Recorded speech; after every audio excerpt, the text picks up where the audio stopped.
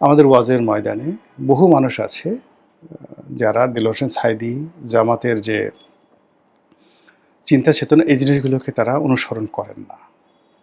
অনেক ক্ষেত্রে ঘৃণা করেন। অনেক সময় তাদের মনে করেন যে দেলোয়ার হোসেন সাঈদী এবং জামাত যে জিনিসগুলো প্রচারণা করে এগুলো অন-ইসলামিক। কিন্তু তিনি যেভাবে মিলাদের টান দিচ্ছেন, যেভাবে সূরা তেলাওয়াত করছেন, যে সকল গল্প বলছেন, কাহিনী বলছেন, হাদিস বলছেন, ওইগুলোকে উপজীব্য করে সাঈদী বিরোধী যারা আছে একজন সিঙ্গেল লোক পাবেন না তাদের ওয়াজের মধ্যে, বক্তব্যের মধ্যে সাঈদীর সেই বক্তব্যগুলো নেই। সবার মধ্যে আছে।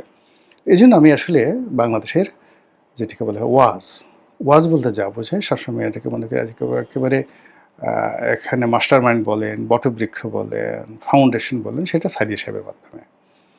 তো সাঈদী সাহেব যেটা বলে আসছেন যে সচিবালয়ে, সেক্রেটারিয়েটে এই মুসলমানের দেশে এমন সেক্রেটারি থাকবে যার মুখে থাকবে দাড়ি, নামাজে রুখতে হবে তিনি দাঁড়িয়ে যাবেন, ইমামতি করবেন। সবাই সচিবালয়ের সবাই তার পেছনে দাঁড়াবে, দুর্নীতি বন্ধ। মুসল্লিরা বলে সুবহানাল্লাহ, আলহামদুলিল্লাহ, আল্লাহ আমাদের দেশে কবে এরকম দিন আসবে। তিনি প্রচার করেছেন প্রধানমন্ত্রী হবেন সেই ব্যক্তি যিনি বাইতুল মোকাররমের মিম্বরে দাঁড়িয়ে তিনি খুতবা দেবেন জাতির উদ্দেশ্যে। তিনি জুমার নামাজ পড়াবেন জাস্ট লাইক হযরত উমরের মতো, আবু বকরের মতো, উসমানের মতো, আলীর মতো।